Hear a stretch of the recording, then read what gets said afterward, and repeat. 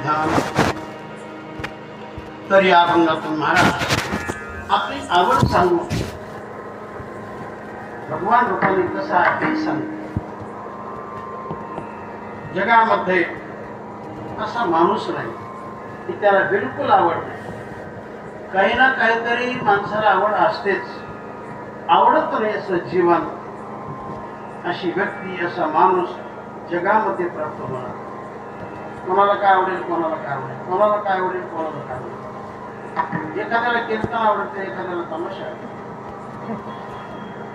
एखाद्याला देव आवडते, एखाद्याला देवी आवडते.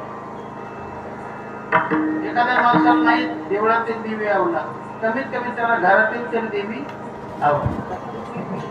कोणाला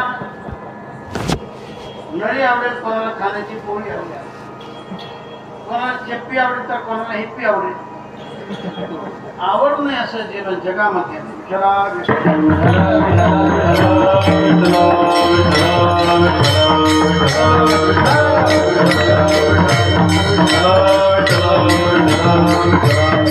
जीवाला आवडत निर्माण का होते त्याचं कारण मुळात जीवाला आवड म्हणून जीवाला आवड. कारण हे माणसं आहे कारणाची गुण ही कार्यामध्ये येत असतात. कारणाची गुण ही कार्यामध्ये उतरत असतात. एक अशी म्हण आहे की बाप तैसा बेटा, कुंभार वैसा नोकरा, माई तसे दे आणि घोडी तशी नाही. हा तसा प्रकार आहे. तेव्हा भगवान परमात्मा तुमचं आमचं सर्वांचं मूळ आहे म्हणून त्याच्या ठिकाणी आवड, म्हणून आपल्या ठिकाणी आवड.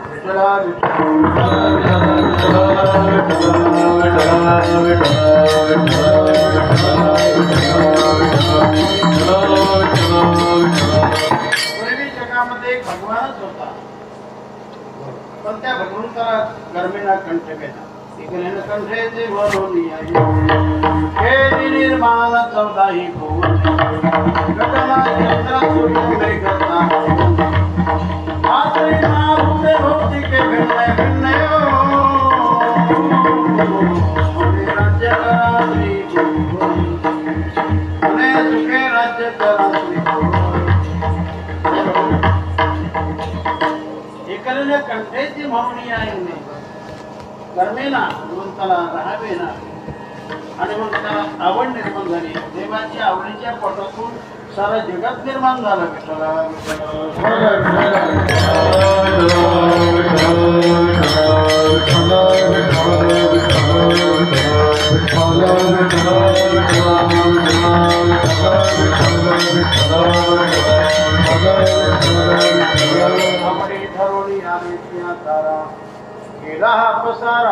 साठी देवाला आवड निर्माण झाली म्हणून जगाचे निर्मिती ऐसा लागवी आम्हाला. असा भगवान परमात्मा तुमच्या आमच्या रूपाने, सर्व जगाच्या रूपाने तो प्रकट झाले. आवडीचे प्रकार अनेक जरी असले पण काही ठराविक प्रकार. संसाराची आवड, परमार्थाची आवड. आपण आपल्या जीवनामध्ये केवळ संसाराची आवड धारण केली तर काय होतं? काय होतं म्हणजे त्याला अधोगती नाही. परमार्थ सोडला बाकी बिलकुल इतर आवड नाही. संताची आवड नाही, गुरूंची आवड नाही, देवाची आवड नाही, परमार्थाची आवड नाही, सत्कर्माची आवड नाही, वारीची आवड नाही, कोणत्या स्वतःची आवड नाही. केवळ संसार म्हणजे संसारच. अशा माणसाला अधोगती पण कोणी म्हणतील का हो याला प्रमाण हो. धनमाया पुत्र दारा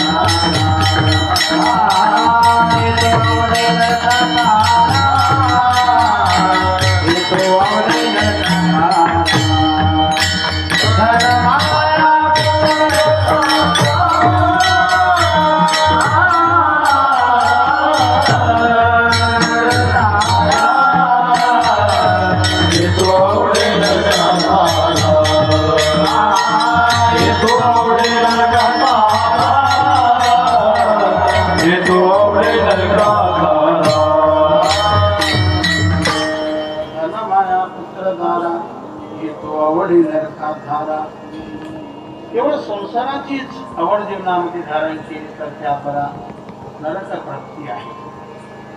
पण संसारही करा आणि परमार्थही करा. संसार करताना परमार्थाला धरून करा तर देव मान्य. संसार सोडू नका एकही संतांनी उपदेश केला नाही. सर्व संतांनी हात आग्रह केला की परमार्थ संसारही करा त्याला जोडून परमार्थही करा.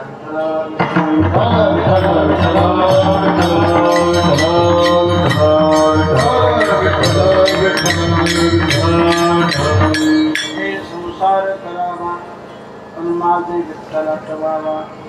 हे गोड दिनाक्षरात अमृत दयास पिके पुढे. संसार करा. संसार करताना देवाला धरा, संतांना धरा, वडिलांची सेवा करा, गोमातेची सेवा करा, धर्माचं आचरण करा, प्रामाणिकपणा ठेवा, जीवनामध्ये इमानदारी ठेवा, जीवनामध्ये सत्याचं आचरण करा. हे देवाला आवडतं.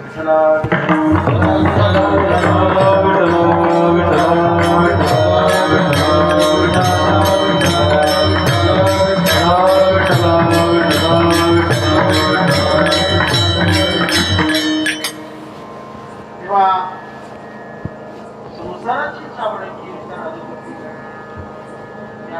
तुकाराम महाराजांचा एक मोठा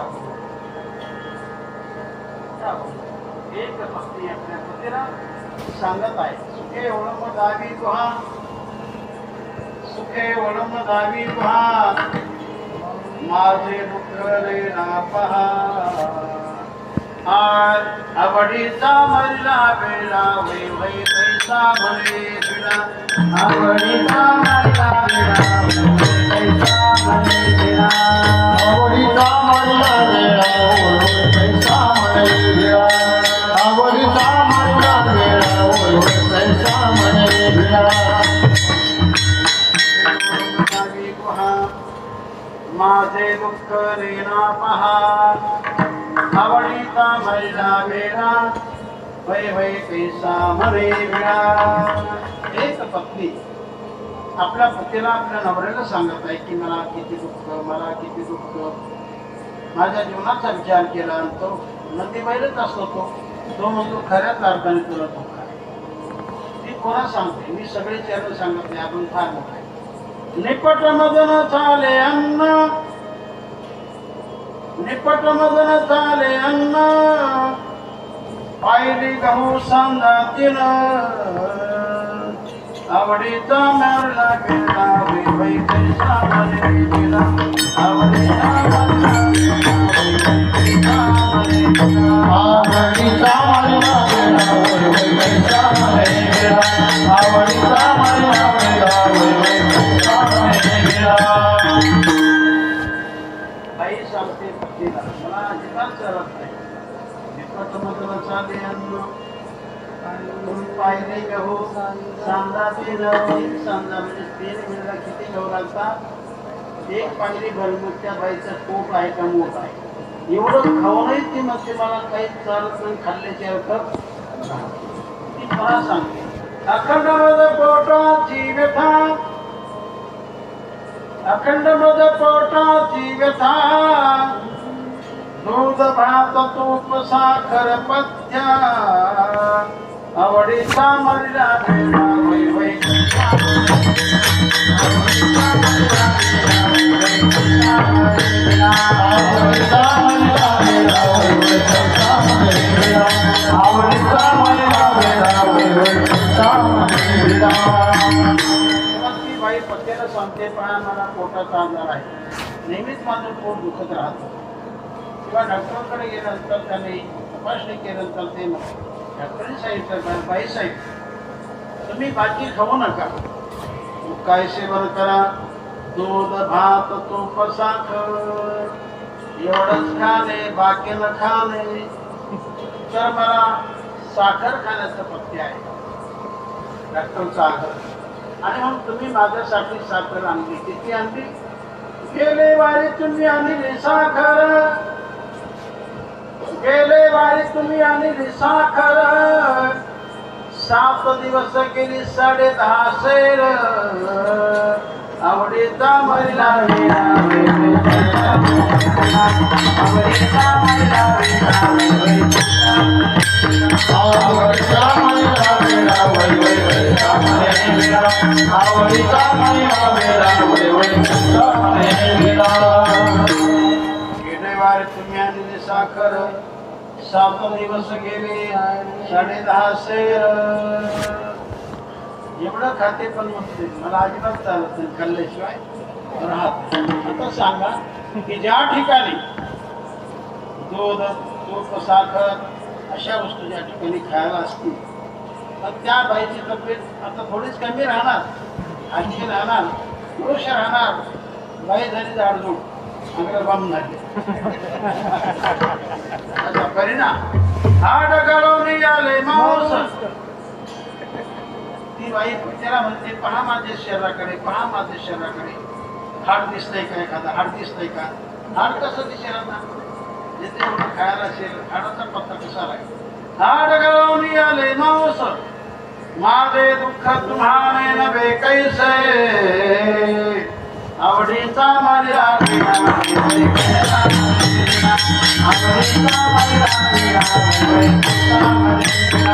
आवडीचा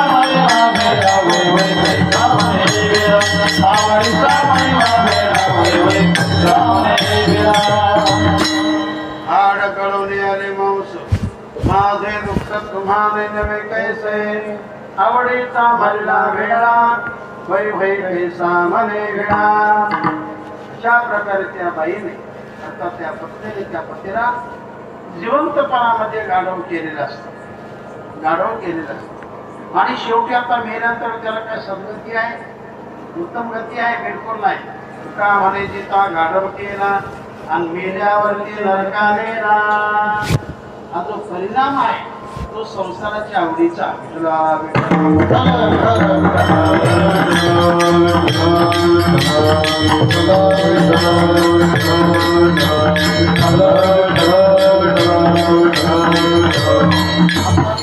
या ठिकाणी आला, तुमचं पुण्य म्हणून आला, परिमित सत्कर्म म्हणून तुम्ही आला, परिमित सुकृत म्हणून तुम्ही आला.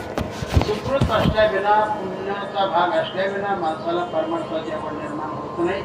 तर हीच गोष्ट माऊलीतील म्हणतात. मला जी विठ्ठलाच्या बद्दल आवड निर्माण झाली ती सहजासहजी नाही, त्याचं फार माझं पुण्य आहे, फार माझं सुकृत म्हणून.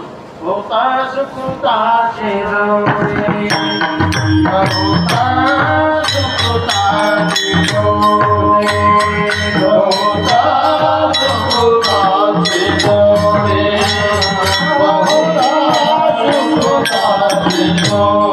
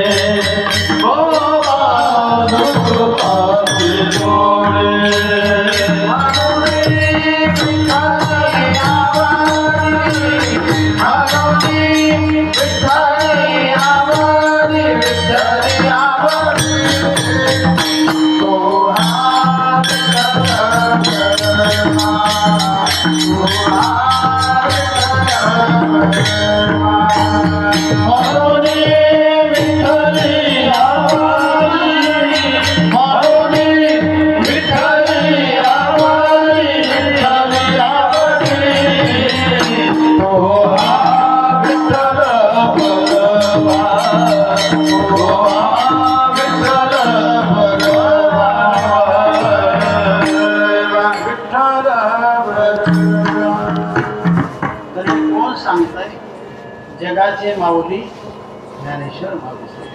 आपण कोणालाही माऊली म्हणतो, की जिथे कोणाला सावरेल त्याला म्हणतो आपण माऊली. खरे माऊली म्हणजे ज्ञानेश्वर, त्यांचेही शब्द आहेत.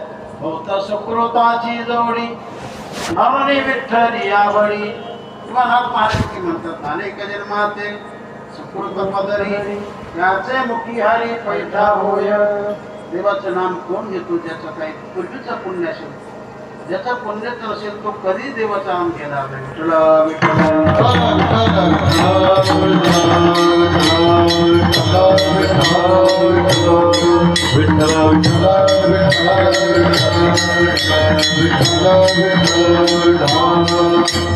आवडीचे असे दोन प्रकार पण काय कोणती?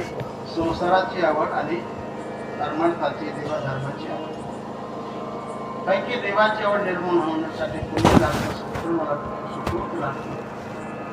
तर जगद्गुरु तुकाराम महाराज सर्व जनतेला, समाजाला आग्रहाने सांगू लागले की बाबांनो, हे जीवन फार सुंदर आहे. देव दुर्मिळ जीवन त्यापेक्षा स्वर्गातल्या देवाने देखील करावी असं दुर्मिळ शरीर तुम्हाला सर्वांना फक्त झालं तर याचं सार्थक करा. आता जीवनामध्ये प्रमाणित करा, आवड जीवनामध्ये धारण करा, देवाची करा, देवाची करा. तुकाराम महाराज आग्रहाने सांगू लागले.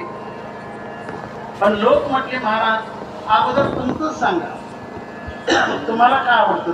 आता तुम्हाला जी आवडत असेल तशी आवड आम्ही देखील जीवनामध्ये धारण करू. मग तुकाराम महाराज सांगू लागले, आवडे निरंतर हेचे धाम, आवडे निरंतर हेचे धाम, आवडे निरंतर हेचे धाम, आवडे निरंतर हेचे धाम. तेव्हा या अभंगातील जे काही दुसरे चरण आहे त्या दुसऱ्या चरणातील ही उत्तरार्ध आहे. आवडे निरंतर हेचे ध्यान.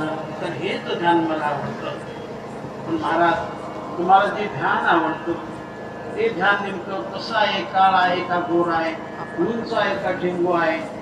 जाडजूड आहे का पत्ता आहे तरी कसं? अभंगातील पहिलं चरण. सुंदर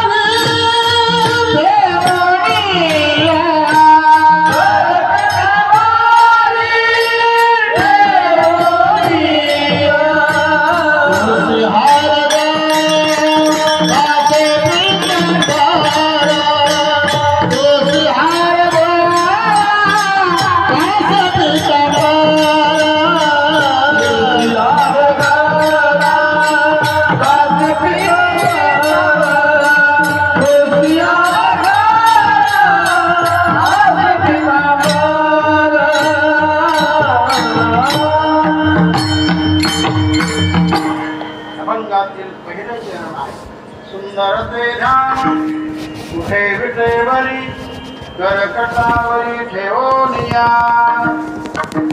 तर भगवान सुंदर आहे, सर्वच बाबतीत सुंदर आहे. सौंदर्य अनेक प्रकारचं आहे. भगवंताने बऱ्याच माणसाला सौंदर्य दिले. काहीला रूपाचं जरी नसेल पण गुणाचं सौंदर्य असतं, बोलण्याचं सौंदर्य असतं, प्रामाणिकपणा हे देखील सौंदर्य आहे. स्वभाव चांगला असणं हे देखील सौंदर्यच आहे. दान धर्म करणं हा देखील सौंदर्याचा प्रकार आहे. सुंदरता अनेक प्रकारची आहे, पण या ठिकाणी जी सुंदरता दाखवली ती रूपाची सुंदरता.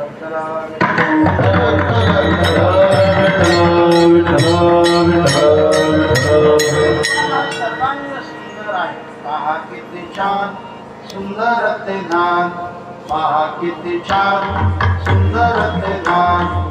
यशोदेच्या मांडीवर खेळे भगवान, यशोदेच्या मांडीवर खेळे भगवान. पहा किती छान सुंदर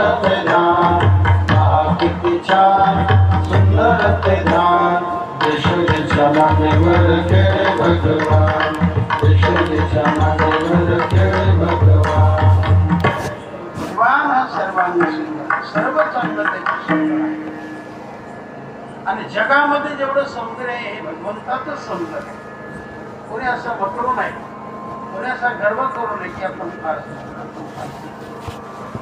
एवढं म्हणून सुंदरता आहे ही सगळं देवाची सुंदर आणि सुंदरता येण्यासाठी त्याला काही करावं लागतं त्याचं काही ज्याने सुवर्ण दान त्याला दिलं जातं जो सुवर्णाचं दान करतो चांगल्या ठिकाणी करतो त्याला सोन्यासारखं शरीर करतो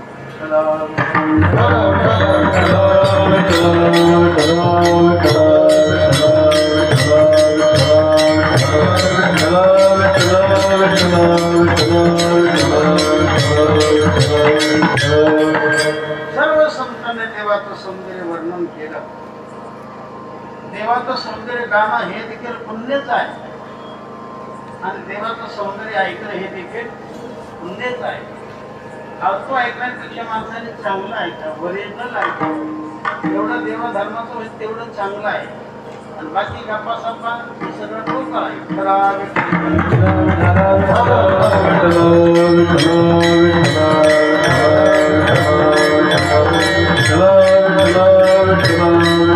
ऐकताना माणसाने चांगलंच ऐका ऐकताना माणसाने चांगलंच ऐका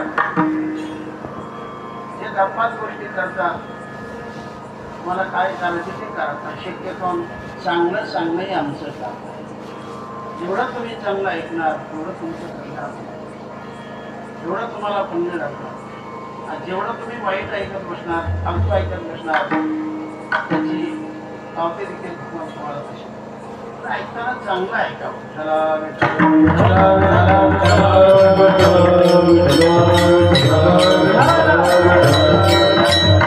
गाव तसं चांगलं आहे आणि कीर्तनकाराने आपला लोकांचा वेळ घेऊ नये त्यांना चांगलं सांगावं त्यांच्या कानाला चांगलं द्यावं चांगलं ऐकणं हे कानाचं खाद्य आहे चांगलं पाहणं हे डोळ्याचं खाद्य आहे म्हणून माणसाने चांगलंच पाहावं चांगलंच ऐकावं चांगलंच खावं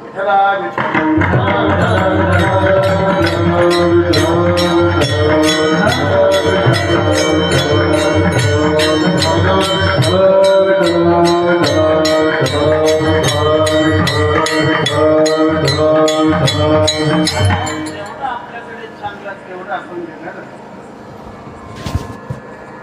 आणि जेवढं जगाकडे चांगलं असेल तेवढं आपण घ्यावं देतच नसते तर विनंती करा पाया पडा पण त्यांच्याकडून चांगलं घ्या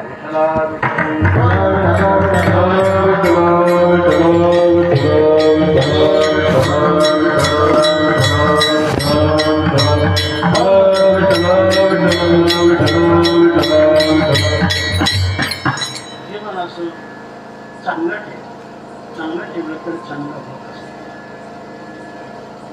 नाही एखाद्या कीर्तन कारण मी हसवलं तर कोणी काय त्याच्यावर केस करतं केस नाही चांगलं ऐका चांगलं करा चांगलं राहा हे विचार आमचे वडील सांगत असतात ते रामपेही करत असत आणि ठिकठिकाणी थांबून जिथे लोक असतात तिथं थांबून चांगला ऐका चांगलं करा चांगलं वागा असं सांगतात ऐकत त्याची खुशी नाही ऐकत त्याची खुशी चालते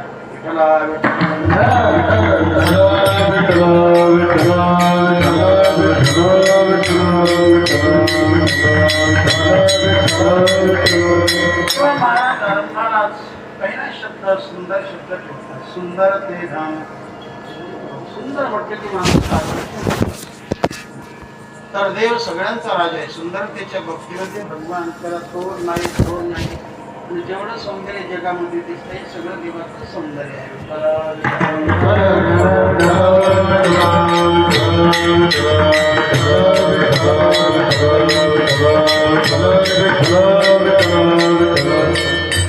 एवढा सुंदर भगवान किती सुंदरता पाहून लक्ष्मी देखील बोलून गेली लक्ष्मी तशी रूपाची घाण आहे तर ती देखील वेळी होऊन गेली भरून गेली श्रीकृष्णाच्या सौंदर्यापुढे लक्ष्मी फुलून झाली वेळे मदन कोटा आले बापुडे तेथे कोणीकडे इंद्रचंद्र इंद्रचंद्राचा तर विचारच नाही. एवढी लक्ष्मी तरी पण ते देखील भगवंताच्या अवतारात होऊन बोलून एवढंच काय रपाची खान म्हणजे कामदेव आहे. त्याला म्हटलं आपण भगवंताला जीव पण नाही. भगवंताच्या रूपाला पाहिल्यानंतर त्याला देखील भूल करून गेली. एवढा बोलून गेला की डायरेक्ट भगवंताच्या पोटी पुत्र रूपाने अवतरणच झाला. असं चरण आहे विठ्ठला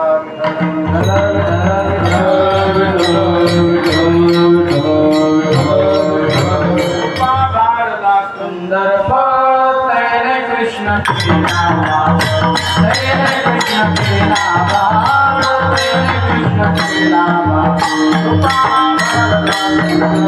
तैरे कृष्ण के नाम तैरे कृष्ण के नाम तैरे कृष्ण के नाम.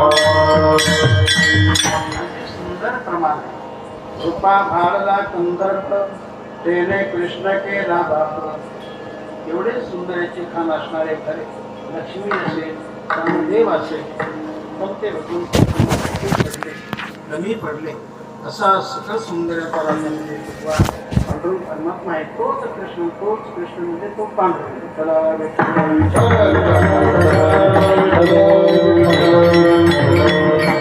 सुंदर सावरागी माय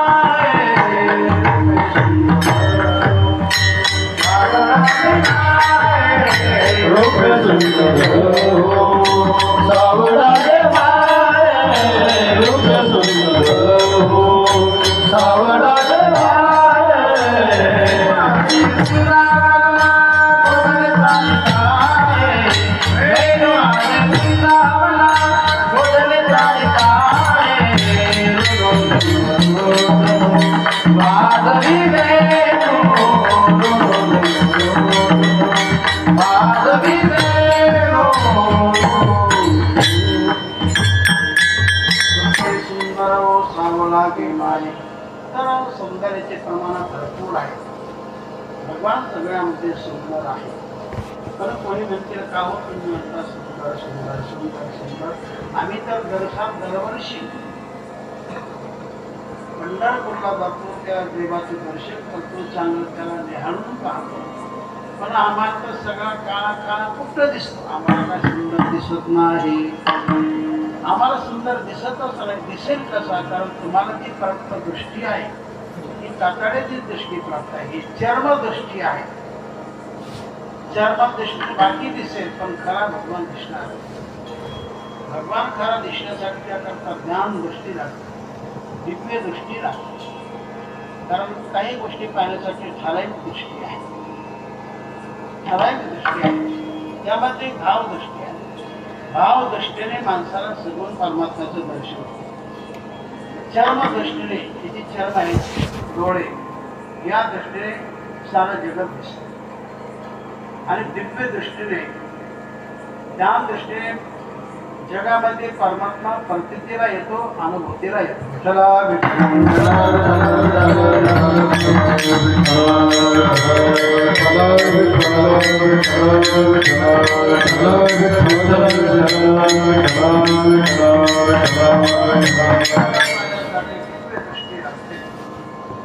भगवंताने काही होते.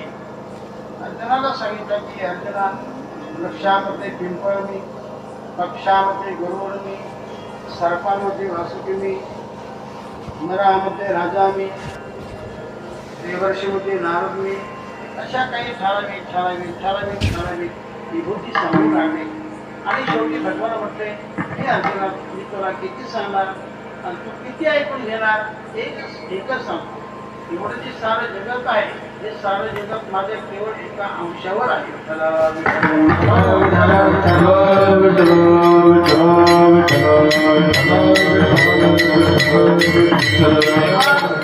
मोठा मोठं जगत जर तुमच्या एका अंशावर असेल आहे मग तुमचं किती मोठं असेल तेव्हा मग ते तुमचं मोठं रूप विराट रूप तुमचं विश्वरूप मला दाखवाच. आणि भगवान म्हटले मग पाहाच. पश्चिमे पार्थ रूपाने हे अर्जुना पहा, भगवंताने जे प्रगट केलंय त्याला पाहण्यासारखे भाव दिसेल. मी दाखवलं करत त्याला असे भाव दिसत नाही. एक त्याला हसू लागले. भगवान कृष्ण अर्जुनाला हसू लागले. अर्जुन म्हणतो तेव्हा हसता कोणाला आवडते? भरताना कशाला? मी तुलाच असतो. अरे बाबा, माझं विषय शक्यतो मी दाखवतच नाही, कोणाला दाखवत नाही. असं मी माझं विषय विराट तुला दाखवलं असताना ते तू पाहत नाहीस, याकरता मी तुला हसलो. हसत आहे तर अर्जुन का रे मी डोक्याचं नाव तुम्हाला प्रतिपन्न मध्ये होता. तो म्हटला देवा तुम्ही दाखवलं खरं, पण तुमची दाखवण्याची पद्धत कशी झाली सांगू का? म्हणे आरिषा आंधळ्या दाव पैसा बैरिया पुढे ऋषिकेशा जाणीव करा. असा स्वच्छ केला आणि समोर धरला. कोणाच्या? आंधळ्याच्या. दिसेल त्या किती मोठा आरसा असेल, किती स्वच्छ करून ठेवला आणि किती मोठ्या किमतीचा असेल, त्याचा उपयोग त्या आंधळ्या माणसाला होतो. म्हणून आंधळ्याला दर्पण आणि बाहेरला कीर्तन काय जमत? तरी पण बाहेर म्हणतात कीर्तन आलंच पाहिजे.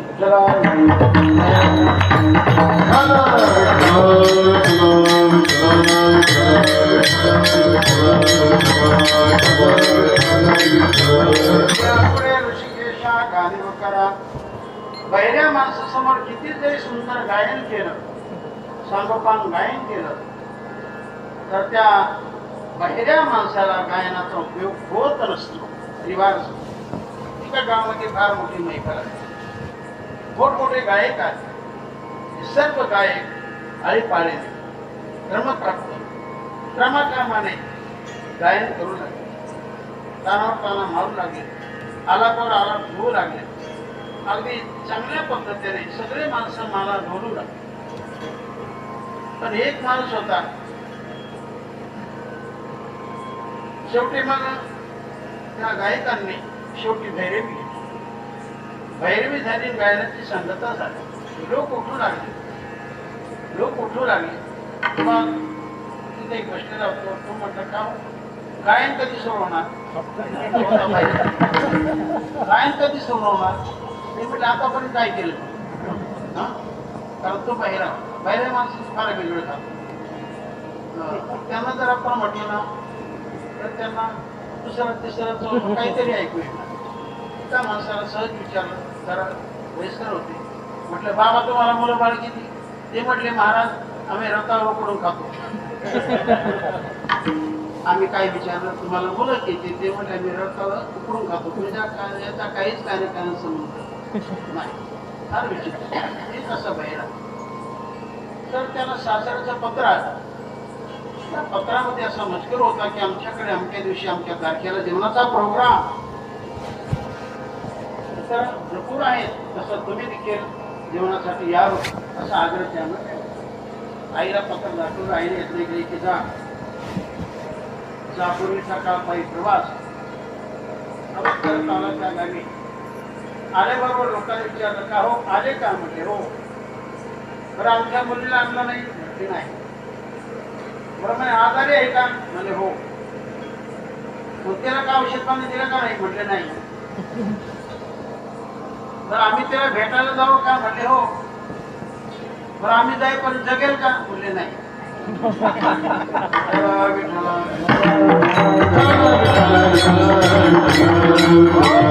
कारण तो बहिरा होता. कसा होता तो बहिरा? कसा देवा? तसं बहिऱ्या माणसासमोर गायन करणं भेटत आहे, आंधळ्या माणसासमोर आरसा करणं भेटत आहे. तसं तुमचं नाही. मला अधिकार नसताना तुम्ही तुमचं मला दाखवलं, ते मला कसं दिसणार? मग भगवंताने त्याला दिव्य दृष्टी दिली. दिव्य दृष्टी दिल्यानंतर भगवंताचं वरील रूप भगवंताने अर्जुनाला दिसलं. विठ्ठलाला भेटलं.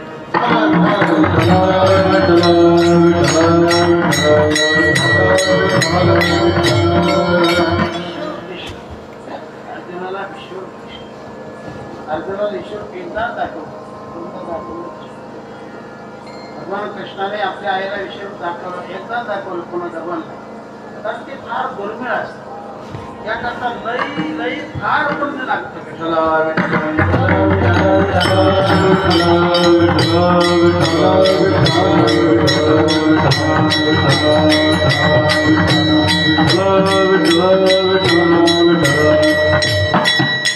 सुंदर ते धाम उभे विठेवरी करकटावरी ठेवूनिया. आणि मग जेवढे सुंदर माणसं, जेवढे म्हणून सुंदर देव आहेत, जेवढे असतील तेवढे त्या सगळ्यामध्ये एक नंबरचं स्थान म्हणजे भगवान परमात्मा आहे. असा सर्वात सुंदर परमात्मा पंढरपूरला विटेवर उभा आहे. विटेवरच का उभा, कंबरेवर छापता. जर थोडा वेळ राहिला तर याचं कथाना पण शेवटी करू. विठ्ठला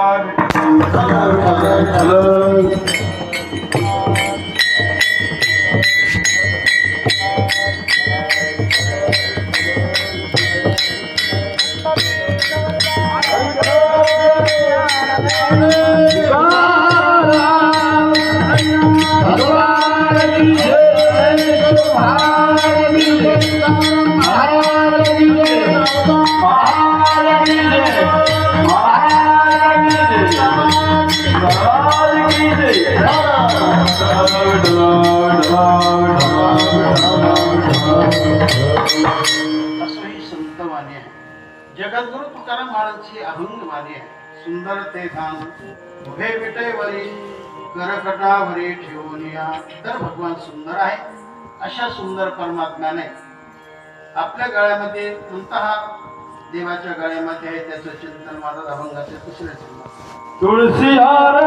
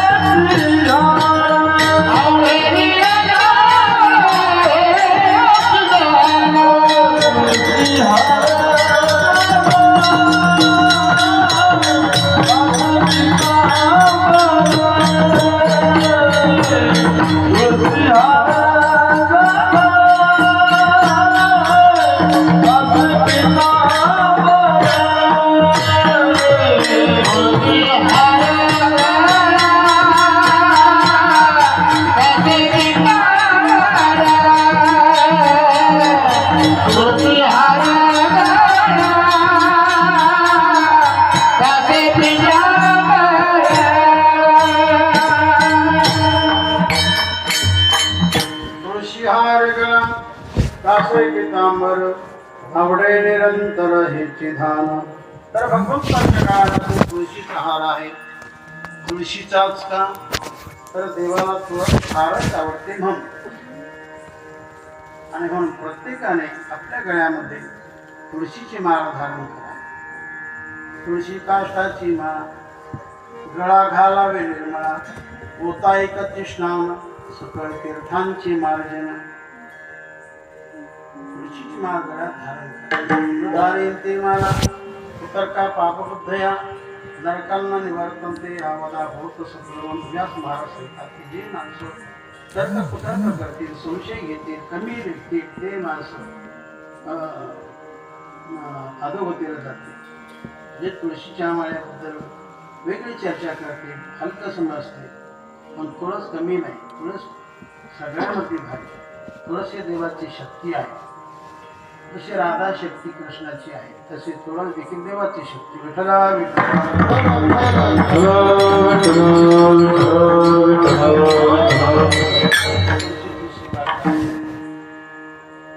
तुळस आपल्या दारी लावावी. लवंगरी तुळस करी पातकाचा नाश गाऊ अंगणी तुळशीचं रोपटं लावा, तिला लहानाचं मोठं करा, तिला टवटवीत ठेवा. जेवढा तुम्ही तिला टवटवीत ठेवणार तेवढा तुमचा संसार देखील टवटवीतच राहणार. पण ज्या माणसाच्या दारी तुळस नसेल, मुखामध्ये देवाचं नाम नसेल, अशा घरी माणसाने जीवन करायचं नाही. जीवन करायचं नाही. जिस घर में तुलसी वृंदावन,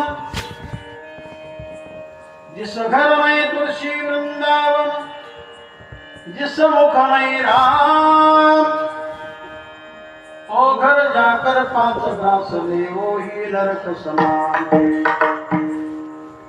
तुळस बारी खावा, तिला सांभाळा, तिच्याबद्दल भावना ठेवा.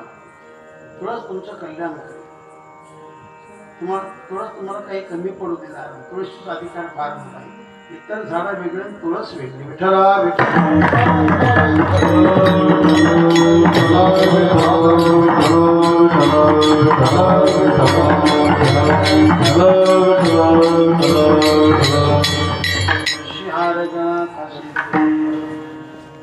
तुळशीच्या हार देवांच्या गळ्यामध्ये, कारण अति प्रियावरी तुळशी मुखा. देवाला तुळस फार आवडते म्हणून तुळशीचा हार. तसे फुलं अनेक आहेत, तेवढे हार होतात, पण इतर हाराची आवड देवाला नाही. देवाला जी आवड आहे तुळशी हाराची आवड आहे. तुळशी हार गळा आणि कासे पितांबर. कास म्हणजे कंबर. समचरण सुंदर काशयाला पितांबर, समचरण सुंदर काशयाला पितांबर, समचरण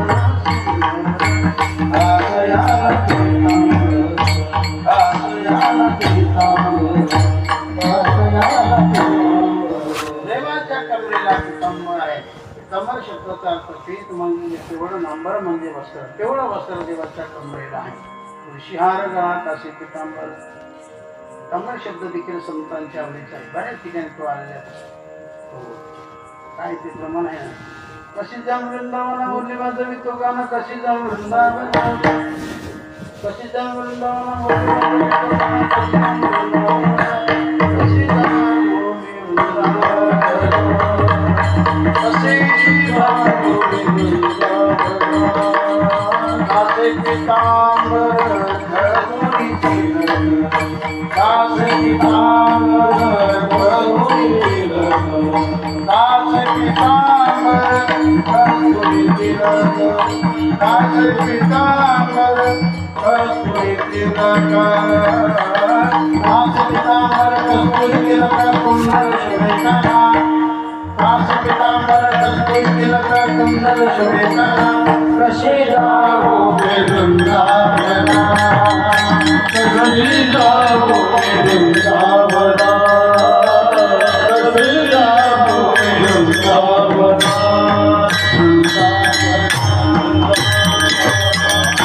दुपार कुमार, दुपार कुमार,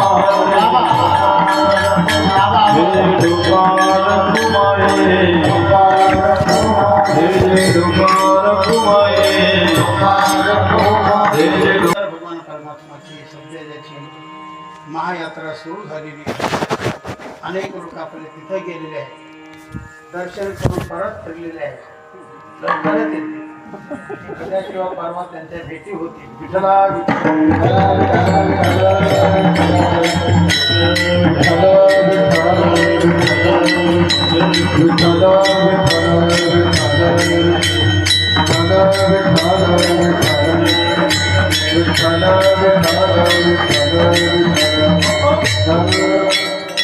सर्वांग सुंदर परमात्मा असलेला अशा त्या परमात्म्याच्या कंठामध्ये कोणता म्हणे आणि देवाच्या कानामध्ये कोणते कुंडल, त्याचा विचार महाराज अभंगाचे 300 चरणात मकर कुंडले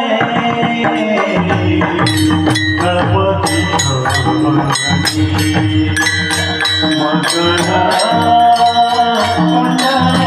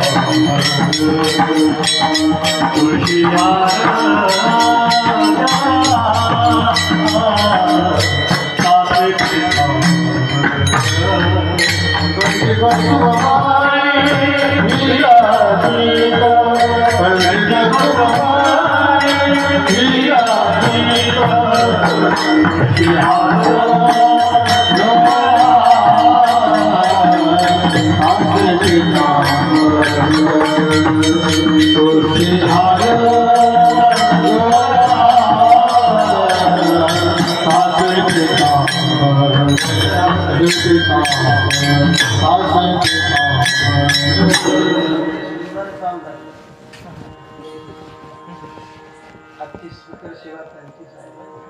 मी तिथं पहा, काय माझं चिंतन होतं, मकर कुंडले तळपती श्रावण. श्रवण या शब्दाचा अर्थ म्हणजे कान. देवाच्या दोन्ही कानामध्ये ते कुंडल शोधतात. मकर कुंडले तळपती श्रवणी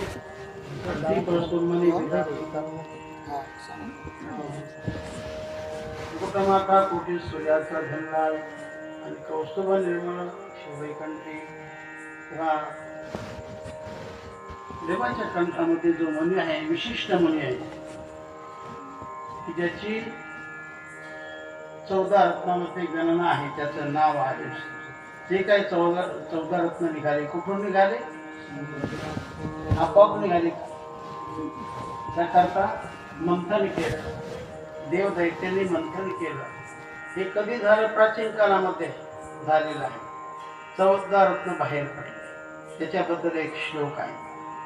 चुका तर मला सांगा, मला म्हणण्याची सवय नाही. लक्ष्मी कौस्तुभ पारिजात कसुरा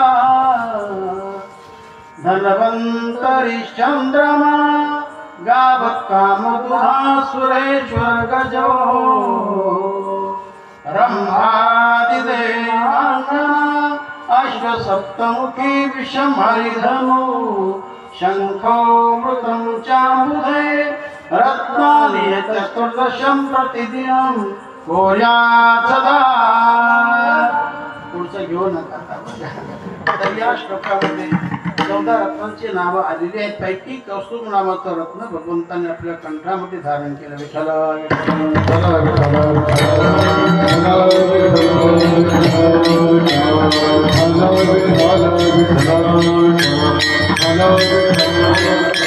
जास्त रत्न भगवंतानेच घेतली, कारण ही सगळी शक्ती भगवंताचीच होती, दुसऱ्याची नव्हती. कधीच ते बुडून गेलं असतं, पर्वत बुडाला असता, पण भगवंताने सावरला. भगवान कासव झाले म्हणून ते सगळं सुरक्षित झालं. म्हणून याकरता भगवंताने 4 का 5 रत्न भगवंताने घेतले. त्यामध्ये लक्ष्मी, त्यामध्ये कौस्तुभमणी, त्यामध्ये शाल धनुष्य, आहे का नाही, असे 4-5 वस्तू भगवंताने घेतल्या. तर मकर कुंडले तळपती श्रवणी कंठी कौस्तुभमणी विराजित. मणी अनेक आहेत. शमंतक मणी, चिंतामणी, दृष्टमणी, मृदंगमणी, बरेच मणी भरपूर मणी आहेत. कणकेधरीला कृष्ण. तेव्हा असा सर्वांग सुंदर परमात्मा, त्याचं हे वर्णन चाललेलं आहे. एका ग्रस्ताने विचारलं, महाराज आपण फार मोठं देवाचं वर्णन केलं, पण त्या देवाचे तुमचा काय संबंध? तर त्याचं गोड चिंतन महाराज आपल्याला शेवटी तुका म्हणे माझे हे सर्व सोम तुका म्हणे माझे तुका म्हणे माझे सर्व सोम तुका म्हणे